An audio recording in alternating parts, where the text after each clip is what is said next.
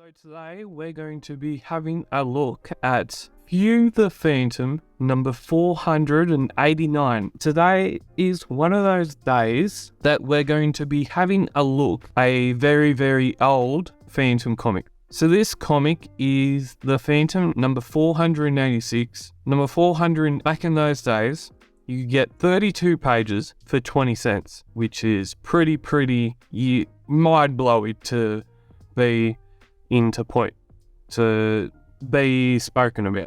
In today's comic book market, in today's comic book selling these days, and you wanted to buy the latest few publications, the Phantom comic from the news agencies. Nowadays, it would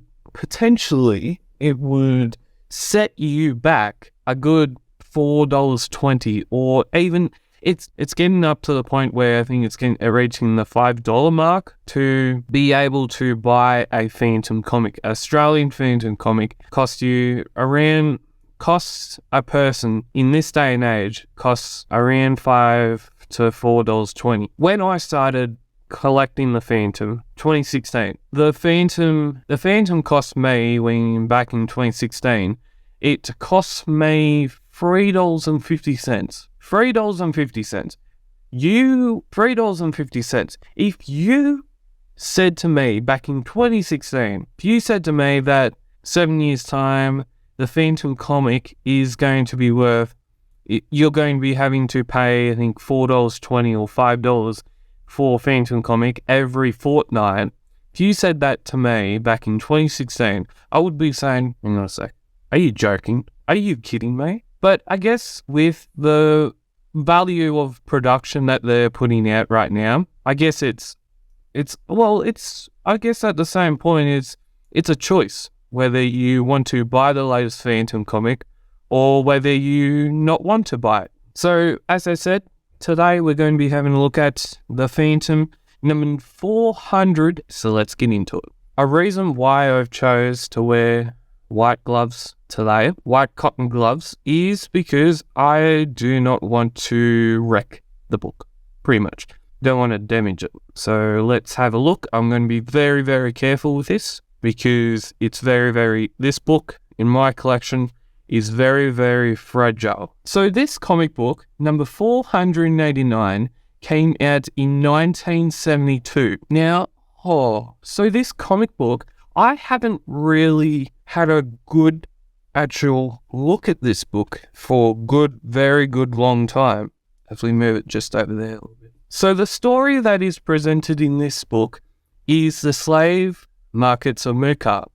What makes that so breathtaking is that the guy who is illustrating these panels, as you can see right now, right here, right now, at this moment, is Cy Barry. And I've mentioned this celebration, this milestone of his in the last few videos that I've been recording, basically.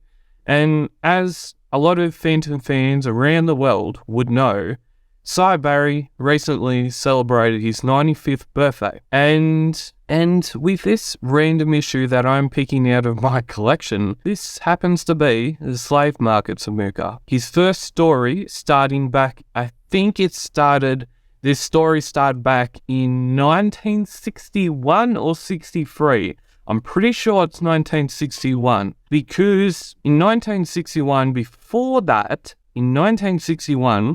before Cy Barry was doing his run on the Phantom, the last artist, before there was a bit of shift in shopping and changing, the last artist that had a very, you would say, very substantial run on the Phantom was Wilson McCoy.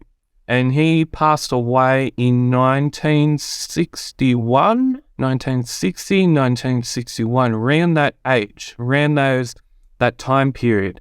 And then we had Bill Lignant. He did it for a little while. And then we also had another person as well.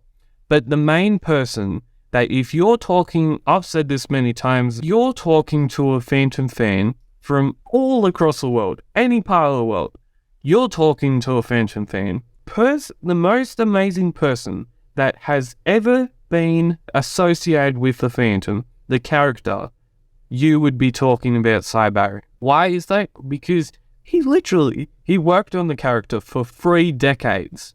Worked on the character from the early 60s and then retired from doing comic book work and doing comic book art professionally as a profession in 1995.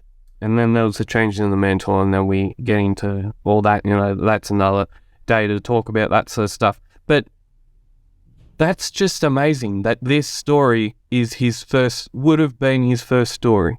It's just amazing.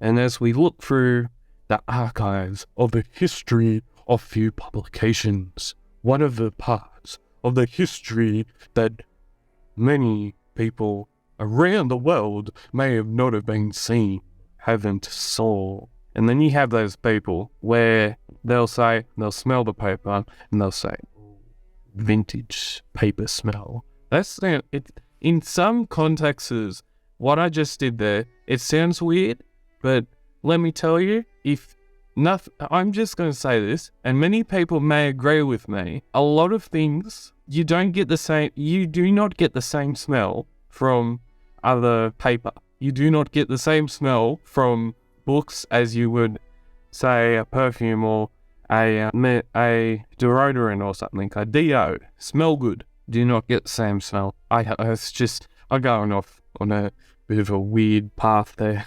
Sorry about that. And as I said when I reviewed one of the Lee Phantom books that will be coming out very, very soon, these early Phantom comics, you could say the paper quality is not great. It's sort of like a newspaper quality paper. This Phantom comic is basically a newspaper. Did I just say that? Sorry. Pete, I will apologize for that.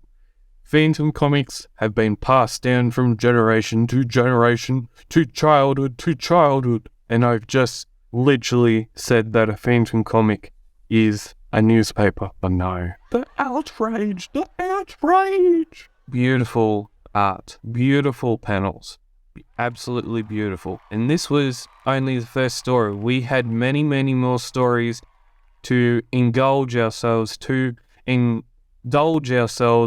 in the artistry of the master Cy Barry. Now, one of the main questions you're probably thinking, how did I, a 21-year-old, get a comic that was from 1972? So, a few years ago, we had a guy that reached out to a guy that's lived in the same town anyway. That guy that lived in the same town as me, he reached out to me and said, there was this guy called Sam Allen.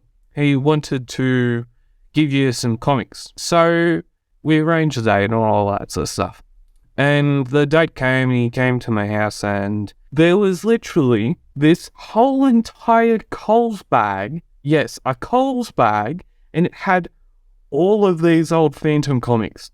It had all of these old books. Like, I will be showing you a couple of books that also came in this bag that I am just grateful of owning. I am just truly grateful. So, the Phantom fan who sent me these amazing books was Sam Allen. And if you're watching, Sam, I still thank you for sending me these books and these comics through another guy that lived in my town. And to the other guy that lived in my town, Alan Lukic, thank you for being a part of it.